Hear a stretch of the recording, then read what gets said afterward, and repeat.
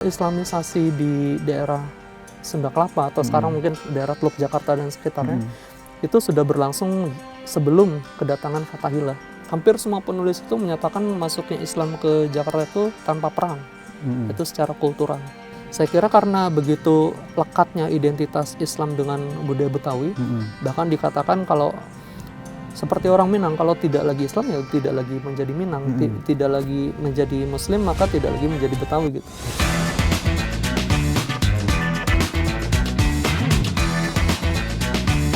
Assalamualaikum warahmatullahi wabarakatuh. Bersama saya Patrick Matanasi dalam podcast sejarah kita yang berjudul Jejak Penyebaran Islam di Jakarta. Sebelumnya saya ingin menyapa Anda sekalian dimanapun Anda berada, semoga sehat-sehat selalu. Dan kita langsung aja ke topik kita tentang jejak penyebaran Islam di Jakarta bersama Mas Hasanul Rizka. Apa kabar Mas? Baik, terima kasih. Oke, jadi beliau ini adalah penulis sejarah tentang isu-isu keislaman, humaniora, sosial dan budaya, dan background beliau adalah sastra Indonesia. Beliau pernah kuliah di Universitas Gadjah Mada, bener? Ya. Lalu untuk program masternya di Universitas Indonesia. Jadi kurang sangar apa lagi sebenarnya gitu ya. Dan kita langsung ke topik kita tentang sejarah Islam di Jakarta. Nah, biasanya tentang sejarah Islam ini Mas biasanya kan sering dikait-kaitkan dengan masjid tertua gitu, dan seringkali itu menjadi patokan gitu kan. Mungkin Istiqlal ya sebetulnya tua juga, tapi sebenarnya bukan yang tertua gitu Mas. Nah, sebelum kita ngomongin masjid-masjid ini Mas, sebenarnya kalau untuk sejarah Islam itu di Jakarta ada nggak sih catatan-catatan sejarahnya Mas? Baik, terima kasih. Untuk tentang masuknya Islam ke daerah Jakarta atau tanah Betawi, itu kita kaitkan dengan runtuhnya pengaruh Hindu-Buddha di Indonesia, terutama sejak abad ke-14 atau 15 itu. Nah, kalau mengenai inskripsinya, sejauh yang saya pahami itu prasasti yang tertulis itu justru mengenai peristiwa menjelang penaklukan Betawi oleh kekuatan Islam, dalam hal ini aliansi Cirebon dan Demak. Prasasti yang dimaksud yaitu Padrao. Ini bisa kita lihat prasasti ini ada di Museum Fathahillah Jakarta. Nah, isi prasasti itu adalah perjanjian antara kerajaan Sunda dan kekuatan armada Portugis. Waktu itu Sunda memberikan kebolehan pada Portugis untuk mendirikan benteng dan berjanji mengirimkan sekitar 100 kuintal lada kepada Portugis. Nah, sebagai imbalannya atau balasannya, Portugis harus melindungi daerah pelabuhan Sunda Kelapa dari serangan Islam. Mengapa waktu itu Sunda... Maksudnya dari serangan kerajaan-kerajaan Islam? Karena gitu ya? waktu itu kerajaan Sunda itu yang menguasai Sunda Kelapa, dia menganggap Islam ini sebagai ancaman. Mengapa sampai demikian? Karena salah satu wilayah kekuasaan Sunda, yaitu Cirebon, itu sudah hilang gitu. Sudah hilang dan menolak membayar upeti atau pajak ke kerajaan Sunda yang beribu kota di Bogor. Jadi Cirebon ini awalnya bagian dari kerajaan Sunda yang berpusat di Bogor itu gitu ya. Kemudian mungkin ya memerdekakan diri lah gitu. Ya. Menolak bayar pajak. Oke. Sorry Mas, boleh lanjut. Jadi dengan adanya perjanjian itu, kekuatan-kekuatan Islam yang terutama berpusat di Demak dan Cirebon itu menganggap dengan dibukanya Sunda Kelapa ke tangan Portugis, berarti ini adalah sebuah panggilan untuk perang atau pembebasan gitu. Ancaman ya, merasa terancam. Karena pada 1511 Portugis itu sudah berhasil merebut pelabuhan Malaka. Waduh. Nah, setelah dari utara, selatan dalam bahaya nih kira-kira. Jadi pada waktu itu mulai sekitar akhir abad 15 sampai awal abad 16, sebenarnya sudah muncul banyak kerajaan-kerajaan Islam di Indonesia. Nah, dengan jatuhnya Malaka ke tangan Portugis, ini menjadi ancaman besar bagi kerajaan-kerajaan Islam di Nusantara. Nah, pada saat itu Portugis juga datang ke Nusantara. Baik mereka secara ekonomi bermotif untuk mendapatkan rempah-rempah langsung dari sumbernya. Tapi mereka juga membawa semangat Reconquista atau penaklukan kembali ada semacam semangat balas dendam gitu. Mm-mm. Karena waktu itu Andalusia baru saja jatuh ke tangan Kristen dan mereka membawa semangat itu, semangat kristenisasi kembali ke daerah-daerah penghasil rempah-rempah termasuk Indonesia. Jadi ada spirit itunya juga. Jadi selain dagang, jadi sebagian penjelajah ini membawa motif agama juga gitu ya. Ya, nah karena itulah Demak dan Cirebon tidak ingin apa yang terjadi di Malaka itu juga terjadi di tanah Jawa, Pulau Jawa melalui Sunda Kelapa. Karena itulah Fathahillah Yep. itu adalah panglima perang Demak. Dia memimpin pasukan untuk menyerang Sunda Kelapa, tapi pada mulanya yang diserang ini adalah Pelabuhan Banten dulu pada 1527. Oh, jadi dia ke Banten dulu tapi nggak langsung ke... Iya. Jadi mengapa Banten dulu? Karena setelah jatuhnya Malaka ke tangan Portugis, banyak pedagang Muslim, Arab dan juga dari Gujarat itu mengalihkan membuang sawahnya bukan lagi di Malaka tapi di Ke Banten. Ya, menyusuri pantai barat Sumatera, kemudian menyeberangi Selat Sunda sampai ke Banten. Jadi pada saat itu Banten menjadi bandar yang lebih ramai semenjak jatuhnya Malaka. Karena itu menduduki Banten pertama-tama adalah misi yang harus dilakukan oleh aliansi Demak dan Cirebon ini yang dipimpin oleh Fathahillah. Nah, baru kemudian setelah Banten berhasil ditaklukkan, pasukan yang dipimpin Fathahillah ini menyerang Sunda Kelapa dan berhasil. Ini jadi ada relate dengan Fathahillah gitu ya. Kita tahu Fathahillah itu jadi jadi museum gitu di sini ya. Jadi itu akarnya. Nah, itu berikutnya nih Mas, soal sebenarnya setelah Fathahillah itu merebut tanah istilahnya, mungkin kita nggak bisa sebut Jakarta ya karena itu bukan namanya waktu itu ya, merebut katakanlah kawasan ini, kawasan yang sekarang kita sebut Jakarta ini, itu apakah ujuk-ujuk Islam itu ikut masuk juga tuh Mas? Ya, ada dua pendapat tentang ini, tapi yang paling kuat adalah bahwa Islamisasi di daerah Sunda Kelapa atau sekarang mungkin daerah Teluk Jakarta dan sekitarnya itu sudah berlangsung sebelum kedatangan Fathahillah. Oke, jadi ini lebih tua lagi ya. Jadi mungkin ada pedagang datang, ya, mungkin motifnya hanya berdagang lalu tinggal di situ. Disitulah kemudian ada istilahnya warisan-warisan peradabannya mungkin masih tersisa. Itu di mana Mas persisnya Mas? Ya, jadi Islamisasi Jakarta itu berkaitan juga dengan Islamisasi Jawa bagian barat ya. Nah, pada saat itu Jawa bagian barat itu kan seperti tadi saya katakan dikuasai oleh Kerajaan Sunda. Nah, sebenarnya Kerajaan Sunda itu juga sudah berhubungan dengan para pedagang Arab Muslim berabad-abad silam. Bahkan disebutkan ada salah satu bangsawan Sunda, dia alih-alih menjadi raja atau pangeran di negerinya, dia menjadi pedagang dan sampai menikah dengan seorang muslimah dan dia juga menjadi muslim. Nah, kemudian dia bertempat di Cirebon. Oh, dia di Cirebon. Jadi Cirebon ini menjadi satu simpul penting Islamisasi Jawa bagian barat termasuk nantinya Sunda Kelapa atau Jakarta. Nah, di Cirebon pula pernah datang seorang syekh penyebar Islam bernama Syekh Kuro. Dia dari Campa. Dari Campa. Nah, kalau menurut budayawan Betawi Ridwan Saidi dalam sebuah bukunya, jadi Syekh Kuro inilah yang mengawali Islamisasi di daerah Jakarta. Nah, Jakarta yang dipahami pada saat itu bukan provinsi Jakarta yang kita pahami sekarang, tapi daerah wilayah kebudayaan Betawi yang mencakup termasuk Karawang. Oh, sampai Karawang situ ya. Jadi ini masih pesisir utara nih berarti Mas? Masih pesisir utara.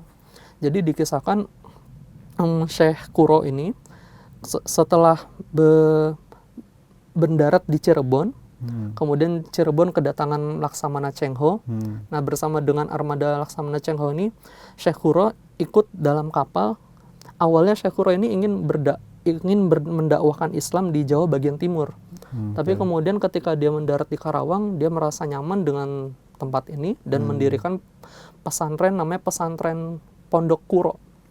Maksudnya di pondok ini adalah untuk melatih masyarakat yang tertarik Islam agar bisa qiraah, membaca Al-Quran. Oh, qiraah.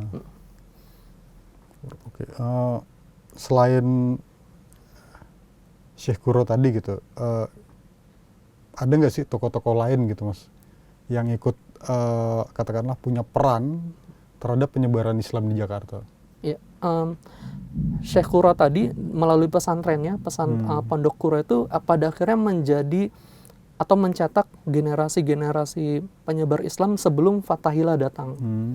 Nah, ada salah satu murid Syekh Kuro, ia merupakan putri dari Syah Bandar Cirebon yang masuk Islam, yaitu Ki Gendeng Jati. Nah, Ki Gendeng Jati ini mempunyai putri. Putri ini kemudian menjadi santri di Pondok Kuro dan menikah dengan seorang Raja Sunda. Nah, dari pernikahan ini melahirkan 3 anak. Salah satunya adalah Raden Kian Santang. Nah, mungkin Raden Kian Santang ini dikenal oleh masyarakat tradisional Betawi atau Sunda. Jadi Raden Kian Santang ini berdarah Sunda, tapi dia diterima dengan baik oleh masyarakat Betawi karena dia cara dakwahnya yang kultural dan sebagainya. Raden Kian Santang ini mempunyai murid yang kemudian dia menjadi satu dari 7 orang yang disebut atau yang diistilahkan Ridwan Saidi sebagai 7 wali Betawi. Nah, 7 wali Betawi inilah yang mula-mula menyebarkan Islam beberapa puluh tahun sebelum datangnya misi militer Fathahillah. Berarti sebelum Fathahillah datang, orang-orang yang menganut Islam itu sudah ada gitu Sudah ya ada di sekitar utara Jakarta ya. Apa sih Mas masjid tertua di Jakarta ini Mas? Kalau dikatakan tertua mungkin tepat yang kira-kira ya, karena kan itu butuh riset dan lain-lain gitu kan. Karena kalau dari istilah masjid itu kan tempat untuk sholat ya. Jadi dulu orang-orang Betawi yang memeluk Islam pada saat Sunda Kelapa masih dikuasai oleh Sunda itu disebut kaum melanggar. Melanggar di sini karena mereka sudah berpaling dari kepercayaan semula yaitu Hindu. Nah, karena itulah musola atau tempat sholat itu disebut langgar sampai sekarang. Di beberapa tempat masih itu. Jadi benar itu Mas Patrick bahwa agak sukar untuk menentukan mana tempat sholat atau masjid tertua di Jakarta. Tapi bolehlah kita katakan masjid yang sangat tua di Jakarta itu ada di Marunda, Jakarta Utara, dan itu dibangun oleh Fathahillah pada 1527. Itu adalah Masjid Al-Alam. Al-Alam ya. Itu mungkin bentuknya mungkin nggak seperti dulu Mas ya. Karena namanya merubah bentuk itu kan hal biasa gitu ya. Itu kira-kira dulu sebesar itu atau pernah dengar gitu apa istilahnya? Apakah dulu sudah sebesar itu atau mungkin dulu masih terlalu kecil bentuknya begitu atau gimana? Jadi yang Mas dengar. Jadi ada semacam legenda atau folklore bahwa Masjid Al-Alam ini dibangun cuma 1 hari oleh Fathahillah. Nah ini folklore yang sering sebenarnya di daerah lain kadang gitu ya Mas ya. Gimana tuh Mas isi folklore? Menarik isinya folklore. Jadi masjid itu dikatakan hanya dibangun selama sehari oleh Fathahillah. Tapi pendirian masjid ini sendiri juga sebenarnya bukan untuk tempat ibadah saja gitu, tapi sebagai markas militer sebenarnya untuk merumuskan strategi untuk melumpuhkan kekuatan Portugis dan Sunda pada waktu penyerbuan Sunda Kelapa itu. Nah, saya kira awalnya tentu saja rintisan masjid itu ya tidak seperti yang kita lihat sekarang gitu, karena masjid ini juga terus berkembang dan bahkan kembali dipakai untuk berkumpulnya pasukan Muslim yang hendak menyerang waktu itu VOC, karena setelah Sunda Kelapa kemudian berubah menjadi Jayakarta setelah dikuasai Fathahillah, namun beberapa tahun kemudian kan Belanda datang dan berhasil menguasai Sunda Kelapa, bahkan juga berhasil menyudahi riwayat Kesultanan Banten. Nah, itu saya kira salah satu sisi sejarah yang menarik dari Masjid Al-Alam di Marunda ini. Jadi dia setidaknya sudah 2 kali dipakai untuk tempat menyusun sebagai tempat menyusun strategi melawan musuh. Dan memang di zaman Nabi pun juga masjid itu bukan hanya tempat sholat doang gitu Mas ya. Yeah. Mungkin mohon maaf nih kalau saya salah nih. Yang saya dengar juga masjid juga pernah menjadi tempat rapat, tempat berkumpul lah gitu. Jadi ya mungkin Fathaillah ini mengulang apa yang dilakukan Nabi gitu ya. Nah, gini nih Mas, kan ada ini nih, ada sebuah makam di daerah Kuningan Jakarta itu, makam dari Guru Mugeni gitu kan. Nah, beliau ini ya tokoh penting lah di masanya. Apakah beliau juga termasuk dalam tokoh yang ikut menyebarkan agama Islam juga Mas di sekitar Jakarta ini? Sebenarnya kalau kita bicara Guru Mugni itu kita mungkin dalam era yang berbeda dari Fathaillah ya, jauh. Setelahnya. Jadi Guru Mugni itu adalah satu dari 6 guru utama masyarakat Muslim Betawi. Yang mana 6 guru utama ini juga mempunyai poros, artinya gurunya guru gitu, yaitu Syekh Junaid Al-Batawi. Nah, Syekh Junaid ini luar biasa hebat. Dia adalah Imam Masjidil Haram pertama yang berasal dari Nusantara atau Indonesia. Syekh Junaid ya? Iya. Selain siapa? Kalau nggak salah, ada Ma'ruf Amin. Itu Syekh Nawawi Al-Bantani, itu muridnya. Itu masih murid sama Syekh Junaid ya? Dan satu lagi yang juga Imam Masjidil Haram, Syekh Ahmad Khatib Al-Minangkawi, itu juga murid dari Syekh Junaid.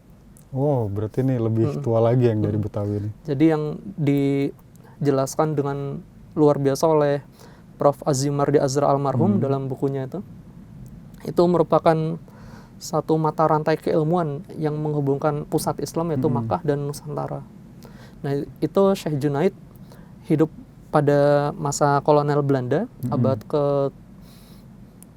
menjelang awal abad ke-18 dia wafat, tanggal lahirnya belum pasti. Nah, tadi Guru Mugni itu merupakan salah seorang muridnya.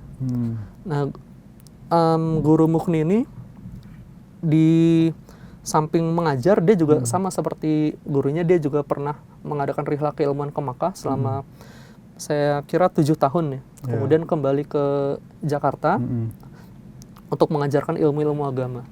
Dan sama seperti rekan-rekannya juga, lima guru utama Betawi yang lain, beliau ini juga menurunkan murid-murid yang di kemudian hari juga menjadi ulama-ulama besar. Islam kan juga pastinya ya berkembang juga kan di zaman era Hindia Belanda. Mungkin orang-orang di luar sana suka nyebut zaman penjajahan Belanda gitu ya. Nah, di zaman kolonial nih Mas, kira-kira dalam satu kampung tuh ada berapa musola, langgar, atau masjid sih Mas biasanya? Apakah tiap kampung punya satu, atau mungkin ada kampung yang mungkin di masa itu tidak ada sama sekali, mungkin sampai saking nggak adanya gitu ya, dia harus ke kampung sebelah untuk sholat Jumat misalkan Mas? Itu gimana Mas? Ya, kalau dari artikel yang pernah saya tulis ya, jadi masjid-masjid di Jakarta yang sekarang disebut masjid-masjid tua itu agaknya lebih banyak di daerah Pekojan. Oh, Pekojan. Jakarta Barat. Nah, saya kira karena begitu lekatnya identitas Islam dengan budaya Betawi, bahkan dikatakan kalau seperti orang Minang, kalau tidak lagi Islam ya tidak lagi menjadi Minang, tidak lagi menjadi Muslim maka tidak lagi menjadi Betawi gitu. Saya kira ya banyak langgar-langgar di berbagai daerah di Jakarta pada zaman kolonial Belanda. Namun yang disebut sebagai masjid besar itu berkumpul di daerah-daerah permukiman orang-orang Arab. Ya, Arab atau India. Pekojan itu banyak orang Arabnya juga ya, selain orang-orang Indianya. Jadi sebenarnya nama Koja itu kan sama seperti kita Nasruddin Khoja yang sufi yang juga humoris seperti Abu Nawas. Koja itu nama suatu daerah di India, sehingga daerah Pekojan itu dari asal katanya Koja itu awalnya pada awal abad 17 itu dirancang untuk hunian bagi orang-orang India, keturunan India. Jadi ya kita tahu pada masa kolonial Belanda, baik ketika VOC ada maupun sesudah VOC bangkrut, Jakarta tuh dirancang sebagai kota dengan segregasi sosial yang begitu ketat. Iya bener banget tuh. Ada untuk Eropa. Iya. Ada timur. Ada timurnya juga, ada orang Ambonnya gitu apa. Dan paling bawah pribumi padahal mayoritas. Nah, ini udah nyebar-nyebar nih pribumi nih biasanya pengkotakannya. Nah, daerah Koja atau Pekojan itu awalnya dihuni masyarakat India Muslim, namun memasuki abad ke-18 apalagi abad ke-19 akhirnya daerah itu justru semakin banyak dihuni keturunan Arab. Nah, mereka inilah yang membangun masjid-masjid besar yang sampai sekarang masih tegak berdiri di Jakarta. Saya kira karena mereka kebanyakan tuh ada orang-orang keturunan Arab nih kebanyakan adalah pengusaha, Pedagang gitu. pedagang, mereka tuh punya dana untuk membangun masjid yang besar yang lebih kukuh daripada Iya, orang-orang benar-benar. pribumi. Ya, orang pribumi mungkin awareness-nya apa, kesadarannya nggak sampai ke situ Iya. gitu ya. Tapi ini juga kita jangan terbawa narasi yang dikukuhkan oleh kolonial gitu bahwa ada segregasi sosial. Karena pada faktanya keturunan Arab yang ada di Jakarta itu dekat dengan pribumi. Iya, iya. Salah satu contohnya tuh yang saya sering katakan berdirinya Jamiatul Khair pada 1905 di Pekojan. Jamiatul Khair itu didirikan oleh tokoh-tokoh keturunan Arab di Betawi di Indonesia. Dia awalnya membuka sekolah-sekolah karena khawatir waktu itu politik pendidikan kolonial Belanda itu cenderung meminggirkan pengajaran agama, jadi sekuler gitu. Mereka untuk menjawab tantangan itu mendirikan sekolah-sekolah. Jadi nggak ada pelajaran agama Islam di HIS atau ELS. Dan sekolah-sekolah ini terbuka untuk pribumi, jadi bukan hanya untuk keturunan Arab. Gitu. Oke, menarik sekali. Nah, bagi masyarakat Mas, ya mungkin ada nggak sih sumbangsih masjid-masjid kuno ini terhadap pendidikan gitu ya, termasuk pendidikan untuk ya orang-orang pribumi tadi gitu ya. Ini terkait yang Jamiatul Khair tadi. Kalau apakah dengan atau mungkin gini aja, atau apa sih yang dipelajari dari masjid-masjid ini gitu, termasuk dari Jamiatul Khair tadi? Ya, sama seperti berdirinya Masjid Al-Alam Marunda saya kira atau oleh Fathahillah. Jadi orang-orang keturunan Arab ini itu dengan sadar bahwa mendirikan masjid itu bukan berarti hanya mendirikan tempat sholat, ritual belaka, tapi juga pusat pendidikan dan kesadaran bermasyarakat. Nah, ini terbukti banyak masjid-masjid itu yang menjadi tempat pengajian. Ambil contoh misalkan masjid di Jembatan 5. Itu kan juga digunakan oleh guru Mansur Jembatan 5 untuk mengajar.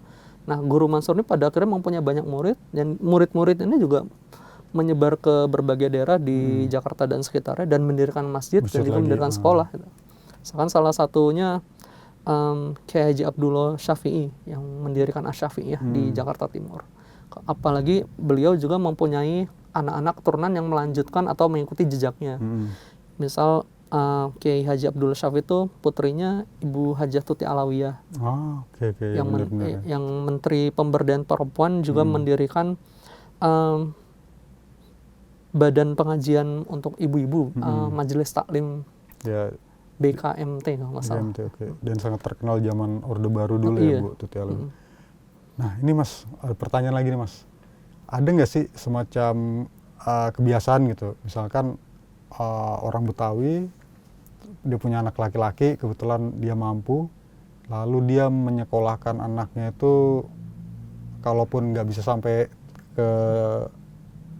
ke Mekah atau ke Yaman gitu ya, atau ke Mesir, mungkin mereka paling nggak tuh mengirim anaknya ke pesantren-pesantren lain yang agak jauh di luar Jakarta, misalnya di Cirebon atau mungkin sampai ke Jawa Timur gitu.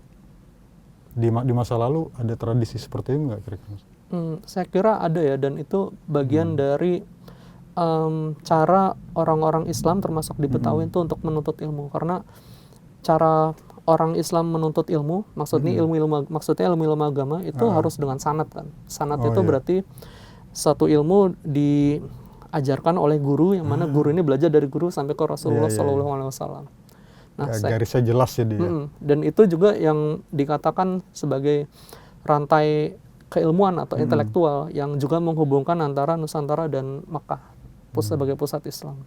Dan saya kira ada gitu kecenderungan untuk menyekolahkan anak-anaknya ke pesantren-pesantren. Jadi dari dulu orang Betawi itu sebenarnya terbuka ya mereka. Maksudnya kemana aja jabanin lah ya, artinya mereka nggak di sini-sini aja gitu ya. Oke, jadi menarik sekali. Nah nih Mas, satu pertanyaan lagi, menurut dirimu ya, sepanjang ngamatin Islam di Jakarta atau orang-orang Islam di Jakarta, menurut dirimu Betawi itu Islam banget nggak sih? Kalau ada dua, dari sisi luaran maupun sisi yang lihat dari bagaimana tradisinya atau dalamnya gitu. Kita lihat saya dari penampilan ya, baju tradisional Betawi itu kan baik ada pengaruh Cinanya seperti baju pangsi atau kebayanya dan sebagainya. Termasuk Itu baju koko juga. baju koko juga ada jelas pengaruh Cinanya di sana. Tapi saya kira mereka tuh juga melekatkan identitas Islam ke sana. Iya benar. Sebagai contoh, bajunya menutup aurat semua. Juga ada peci, kopiah, yang mana itu juga biasa kita temui di tempat-tempat ibadah masjid. Gitu. Penampilan seperti itu, baju koko. Kemudian dari segi nilai-nilainya juga demikian. Yang tadi saya katakan, banyak peneliti itu mengungkapkan bahwa bagi orang Betawi, yang menjadi Betawi itu menjadi Islam, menjadi Muslim. Kita tidak bisa melepaskan Islam dari kebudayaan Betawi. Karena yang menjadi penggerak perjuangan orang-orang Betawi, misalnya ketika zaman penjajahan melawan penjajah, itu ya agama, bukan yang lain-lain. Jadi sentimen itu juga mempengaruhi ke sana gitu ya. Kalau katakanlah kita andaikan misal yang menggerakkan itu adalah semacam hanya semangat etnis, bahwa Belanda tuh orang kulit putih, kita orang pribumi. Mereka nggak mungkin bersatu dengan kaum Habaib. Habaib ini kan keturunan Arab. Iya benar. Yang Habaib itu diistimewakan dalam sistem strata sosial Belanda. Jadi agama itulah yang menjadi motor persatuan mereka dan juga dinamika dan perjuangan orang-orang Betawi di sepanjang sejarah. Itu saya kira begitu. Nah, tadi itu Mas, kita nyinggung soal pesantren gitu ya. Sorry nih, kita agak mundur lagi gitu ya. Aku tadi jadi penasaran kan gara-gara kencengnya Islam gitu. Jadi ada kesan Betawi itu Islam banget gitu bla-bla gitu kan. Nah, kita kembali ke pesantren nih Mas. Itu kan tadi ada orang-orang Betawi yang belajar dari luar gitu kan. Entah itu sampai ke Arab atau sampai ke Mesir atau bahkan mungkin ada yang ke daerah Indonesia lain tuh. Nah, setelah itu ada semacam itu nggak sih Mas, tren gitu ya. Kemudian muncul pesantren-pesantren di sekitaran Betawi gitu. Maksudnya di sekitaran Jakarta, sebelum namanya Jakarta ya, dulu kan Betawi. Nah itu ada nggak sih trennya Mas? Oh ada, jadi ambil contoh misal pendirian pesantren Darun Najah ya, di Darun Jakarta. Najah. Tahun berapa tuh Mas kira-kira Darun Najah? Wah, tahun kadang saya menulis. Sudah ada 100 tahun ya kira-kira? Kira-kira aja? Saya kira sudah, karena itu dibangun pada masa kolonial awal abad 20-an atau rentangnya mungkin kira-kira 50-100 lah. Lumayan. Pesantren itu juga didirikan oleh salah seorang murid dari 6 guru utama ulama Betawi ini yang saya tadi sampaikan. Jadi ada keinginan kuat dari mereka untuk jangan sampai identitas Islam ini lepas dari dinamika yang terjadi di Jakarta. Ketika itu kan Jakarta sebagai ibu kota kolonial, itu Batavia, dan bagaimanapun walaupun pemerintah kolonial tidak mengatakan ya, tapi pemerintah kolonial itu pasti mendukung yang namanya kristenisasi gitu. Iya, Zending dan sebagainya. Dekat, ya. Ini tampak di contoh ada sebuah masjid tua di Cikini. Kalau kita ke stasiun Cikini itu bisa melewati masjid itu. Nah, masjid ini sempat menjadi objek sengketa lahan. Awalnya masjid yang ini kan adalah perpindahan dari musola yang dibangun oleh Raden Saleh, pelukis. Dia membangun musola di dekat rumahnya, kemudian ingin dipindahkan ke daerah Cikini ini. Maka berdirilah masjid di sana. Tapi kemudian lahan masjid ini digugat oleh semacam pihak Belanda yang mendukung kristenisasi lah, atau gerakan Zending. Dianggap lahan itu adalah milik gereja. Nah, itu sempat menjadi permasalahan besar sampai salah satu tokoh nasional ketika itu Haji Agus Salim turun tangan.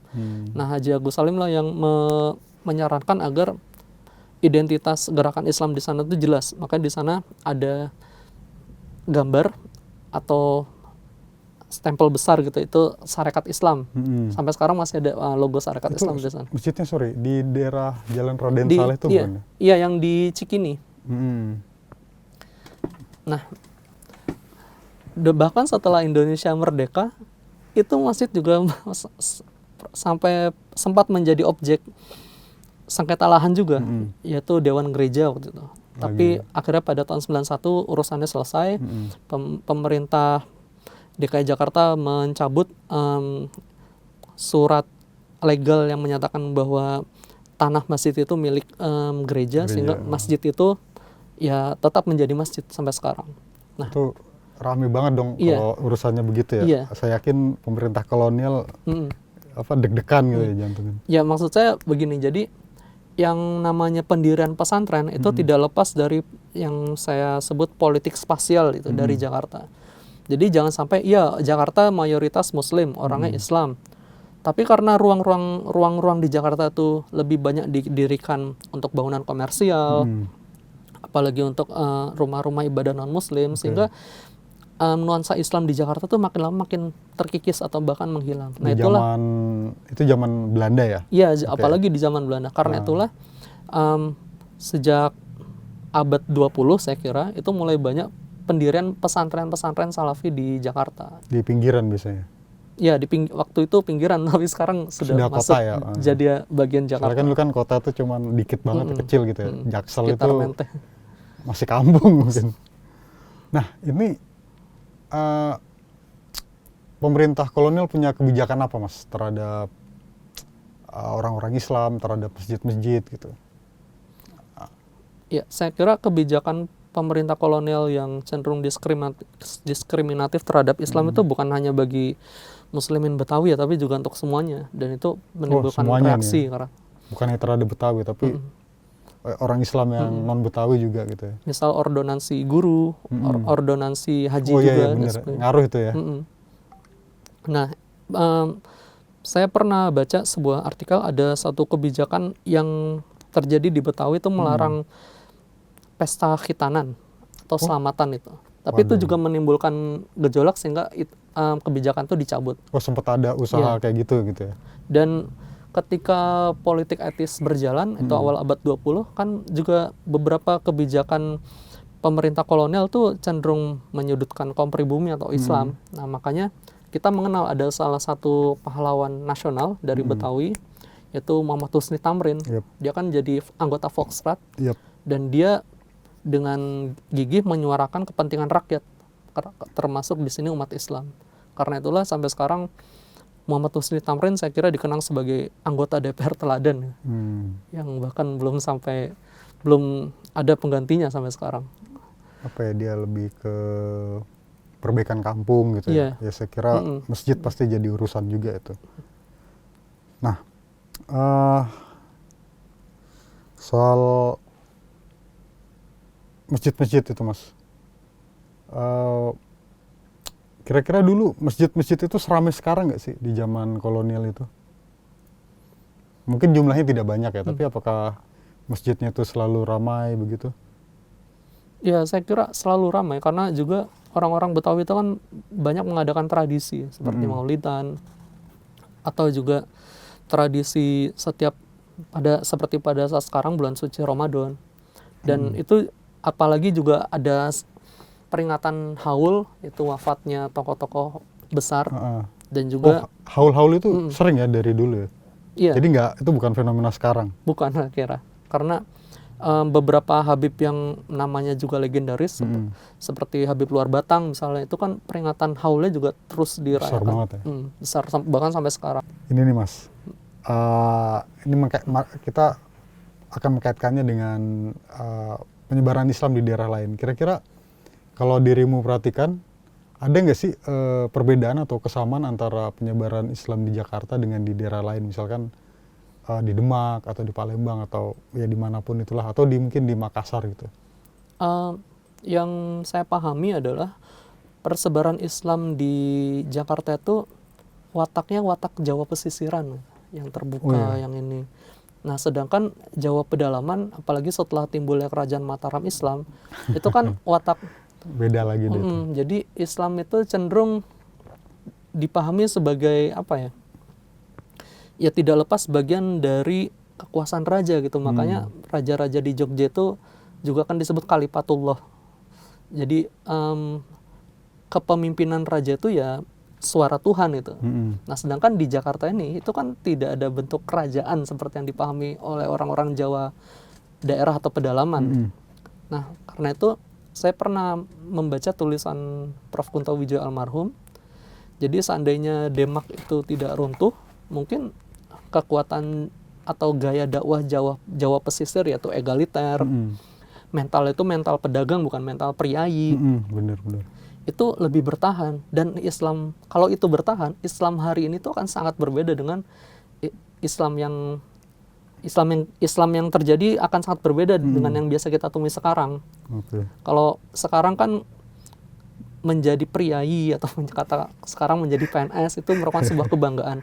Padahal dulu umat Islam itu yang menjadi kebanggaannya pedagang. Mm-mm. Contoh Muhammadiyah itu didirikan oleh pedagang Mm-mm. yang bernama Kiai Haji Ahmad Dahlan. Mental pedagang itu mental ingin belajar. Karena itu Kiai Haji Ahmad Dahlan sebelum mendirikan Muhammadiyah dia belajar dulu ke Budi Utomo bagaimana berorganisasi, belajar dulu ke Jamiatul Khair bagaimana berorganisasi. Bahkan ke gereja juga kayaknya untuk ngelihat gimana sekolah di sana gitu. Nggak salah kan sebenarnya kan. Nah, itu yang saya katakan mental Islam pesisiran, dan itu kental sekali di Jakarta atau Betawi. Karena itu orang-orang Betawi saya kira jarang ya ada catatan yang menyebut bahwa orang Betawi itu Muslim itu menjadi pegawai pemerintahan. Mereka mungkin lebih suka pedagang atau Iya ya, mirip Sumatera Barat ya. Itu selain itu Mas, ada lagi nggak sih bentuk adaptasi lokal dengan praktek Islam di Betawi Mas? Selain di mungkin acara sunatan atau apa? Kalau ondel-ondel ada kaitannya sih? Kurang ya? ondel-ondel malah saya melihatnya lebih menyerupai adopsi budaya Cina. Oh gitu? Seperti petasan, Oke, kan sebenarnya Mesiu itu dibawa oleh Cina kan. Ah iya benar. Nah ini tradisi menyalakan petasan ya, mungkin itu ini di luar kewajiban lah udah ya. Jadi ngaruh nggak sih itu dalam, ya paling nggak kan bocah-bocah nih, mereka ada kebiasaan nih tiap bulan puasa gitu, sebenarnya nggak hanya di Betawi ya, di daerah lain pun juga mereka suka menyalakan petasan di bulan puasa gitu. Nah ini apakah itu relate gitu Mas dengan apa ya, bukan cara berislam ya, tapi apakah itu mewarnai kehidupan umat Islam di Betawi gitu? Menyalakan petasan atau juga ondel-ondel dan sebagainya itu kan bagian dari ungkapan atau ekspresi merayakan suatu momen ya. Misalkan menyambut Ramadan atau kan bahkan pernikahan. kegembiraan kan itu gembiraan. sebenarnya.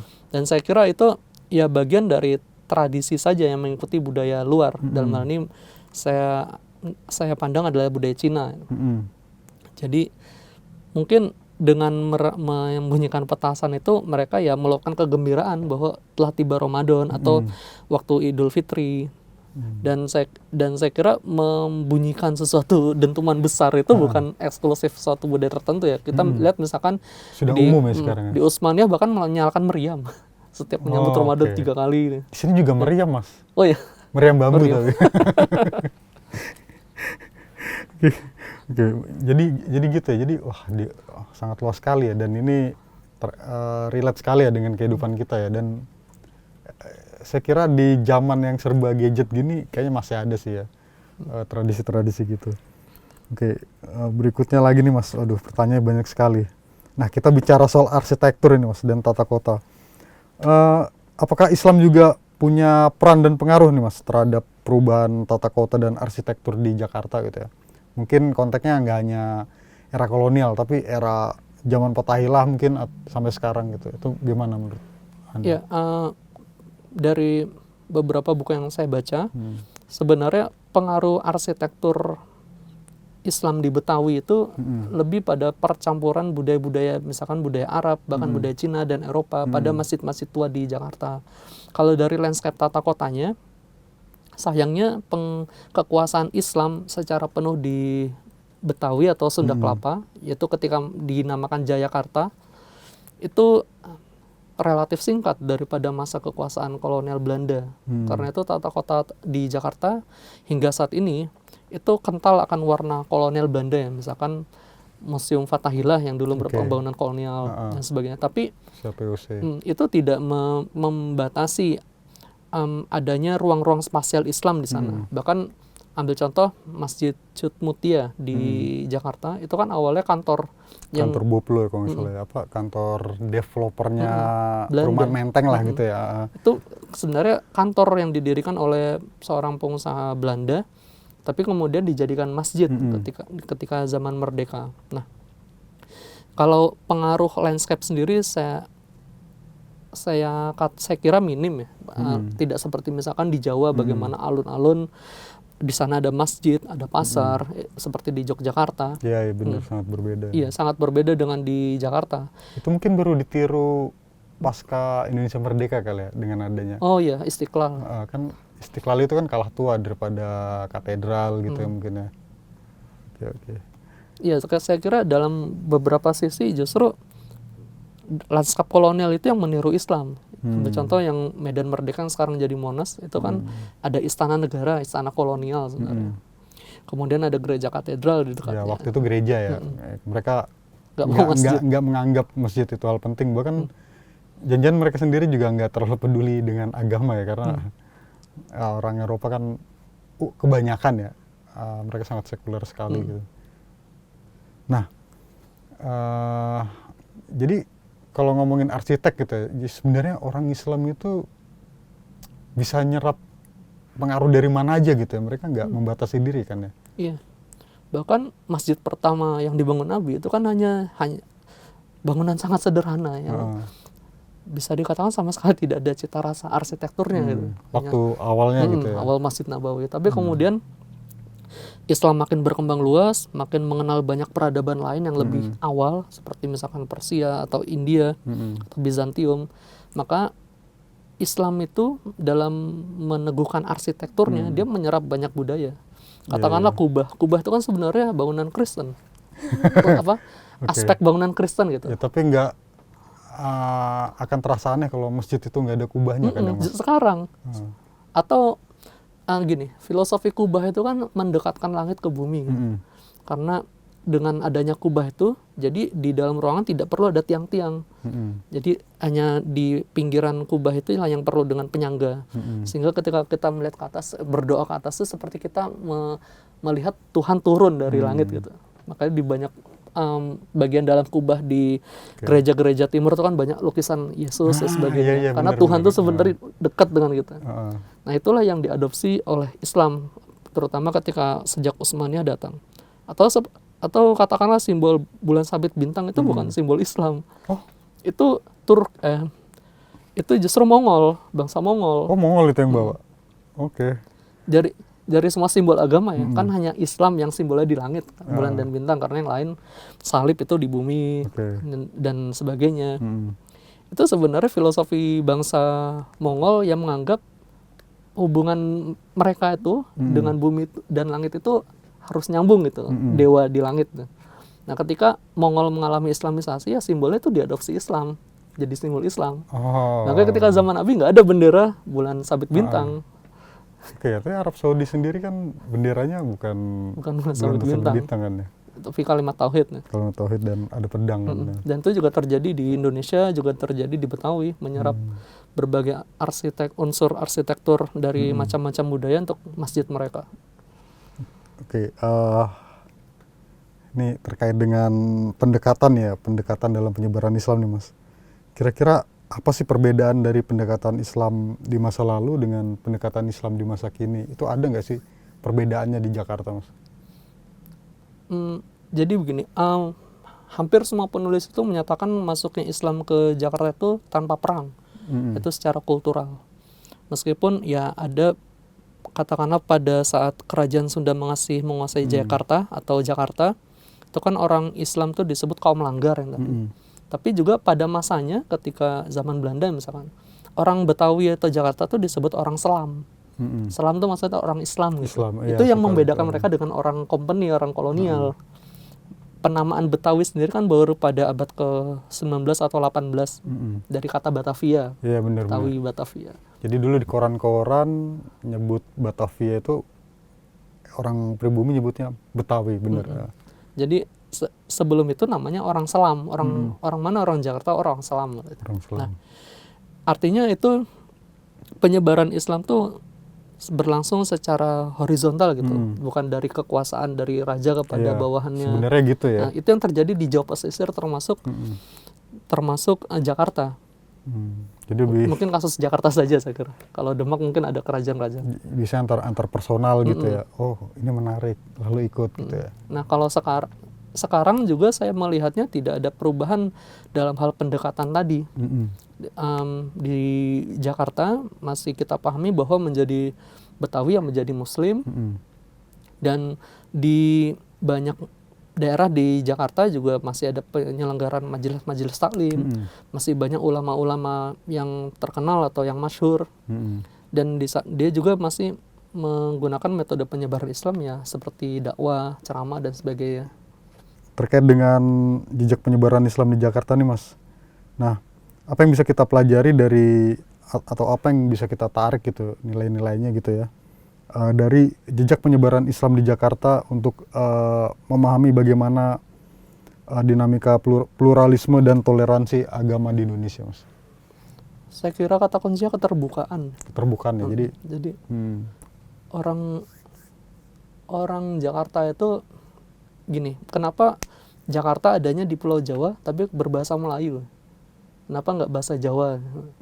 Kalau kita baca misalnya tulisan Ridwan Saidi atau ada sejarawan UI itu, jadi sebenarnya Melayunisasi Jakarta itu terjadi ketika Sriwijaya datang menguasai Sunda Kelapa yang tadinya dikuasai Tarumanegara. Nah, sejak saat itu banyak orang-orang Melayu yang datang ke sini, ke Sunda Kelapa, menikah dengan penduduk lokal, dan mereka tetap mempertahankan bahasa Melayunya. Lalu kemudian datang kerajaan Sunda dengan kebudayaannya. Juga datang lagi Jawa, juga datang kolonial, mereka tetap mempertahankan bahasanya. Tapi itu dengan tidak menolak unsur-unsur baru yang datang pada mereka. Jadi ambil contoh tadi di arsitektur, masjid-masjid juga menyerap unsur-unsur dari Cina. Mereka juga terbuka terhadap orang-orang Arab. Mereka juga terbuka pada pengetahuan-pengetahuan Eropa yang datang melalui Belanda. Jadi saya kira itu yang bisa kita petik hikmah dari bagaimana Islam masuk ke Betawi. Yaitu Islam itu harus berkembang dengan orang-orang yang berpikiran terbuka dan sekaligus teguh pada identitas mereka. Oke, baiklah. Satu lagi nih Mas, terkait dengan sejarah Indonesia ya, karena ini adalah media sejarah. Apakah Islam di Betawi itu berkontribusi terhadap semangat perjuangan kemerdekaan Indonesia gitu, Mas? Saya kira sangat berkontribusi. Kalau ya kita tahu Indonesia sesudah merdeka kan pusatnya tetap di Jakarta, walau sempat pindah ibu kota ke Jogja, Bukit Tinggi. Tapi Jakarta penting tetap sebenarnya. Dan ketika Indonesia diproklamasikan tahun 45 itu kan muncul gejolak-gejolak gitu, yang disebut masa bersiap, itu kan juga terjadi misal di Depok dan sebagainya. Artinya sebenarnya orang Betawi itu juga menyambut lahirnya identitas baru yaitu Indonesia, dan mereka siap untuk memperjuangkan eksistensi Indonesia itu. Jadi saya kira orang-orang Betawi itu juga menjadi satu faktor yang sangat penting untuk di awal-awal masa berdirinya Indonesia dan mempertahankan Indonesia. Oke, bahkan banyak pejuang-pejuang di sekitar Jakarta tuh kan pentolannya gitu ya. Itu adalah para haji, misalkan Haji Darif. Ya, saya kira ada banyak haji-haji lain gitu ya, mungkin yang belakangan menjadi nama jalan gitu ya. Sekarang udah banyak dari mereka yang udah menjadi nama jalan. Oke, teman-teman, kita cukupkan acara ngobrol sejarah kita dalam acara podcast kali ini. Jadi ya kalau boleh saya simpulkan ya sebelum saya tutup, Jakarta atau Betawi itu paling enggak dalam kacamata saya itu kesannya Islam banget, Islam sekali gitu ya, sangat Muslim sekali gitu. Dan ini terbentuk selama beratus-ratus tahun gitu ya. Dan Betawi yang Islam itu juga ya faktanya itu menjadi bagian dari perjuangan kemerdekaan Republik Indonesia juga begitu. Nah, dengan gini acara saya tutup. Terima kasih Mas Hasan. Sama-sama, Mohon Mas. maaf kalau saya atau kami ada kurang-kurangnya. Ini ya obrolan sejarah yang cukup menarik ya. Dan terima kasih kepada para penikmat sejarah historia yang menonton podcast ini. Jadi saya tutup acara. Wassalamualaikum warahmatullahi wabarakatuh.